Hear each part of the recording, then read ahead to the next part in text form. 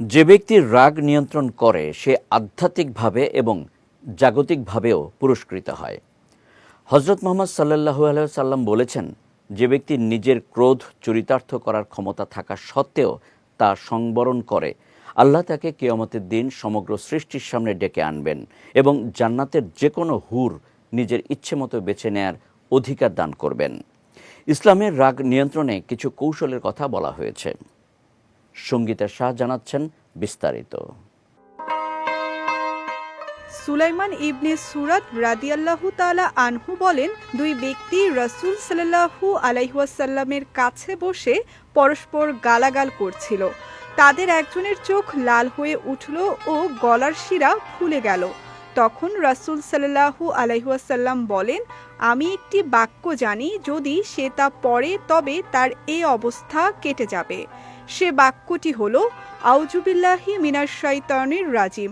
বাংলা অর্থ, আমি আল্লাহর কাছে অভিশপ্ত শয়তান থেকে আশ্রয় প্রার্থনা করছি। রাসূল সাল্লাল্লাহু আলাইহি ওয়াসাল্লাম বলেছেন, নিশ্চয়ই রাগ শয়তানের পক্ষ থেকে, আর শয়তান আগুনের তৈরি।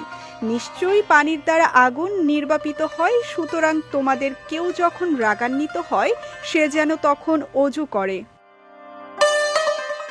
রাসূল সাল্লাল্লাহু আলাইহি ওয়াসাল্লাম বলেছেন, যখন তোমাদের কারো রাগ হয় তখন সে যদি দাঁড়ানো অবস্থায় থাকে তবে যেন বসে পড়ে।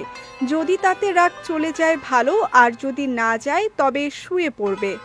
ওয়ালটন টেলিভিশন মাত্র 25,490 টাকায় পাচ্ছেন গুগল টিভি। আব্দুল্লাহ ইবনে আব্বাস রাদিয়াল্লাহু তাআলা আনহু থেকে বর্ণিত, রাসূল সাল্লাল্লাহু আলাইহি ওয়াসাল্লাম বলেন, তোমরা শিক্ষা দাও এবং সহজ করো, কঠিন করো না। যখন তুমি রাগান্বিত হও তখন চুপ থাকো। যখন তুমি রাগান্বিত হও তখন চুপ থাকো। যখন তুমি রাগান্বিত হও তখন চুপ থাকো। মহান আল্লাহ তাআলা আমাদের সবাইকে রাগ সংবরণ করার তৌফিক দান করুন, আমিন। সঙ্গীতা শাহ, বিজয় টিভি, নিউজ ডেস্ক।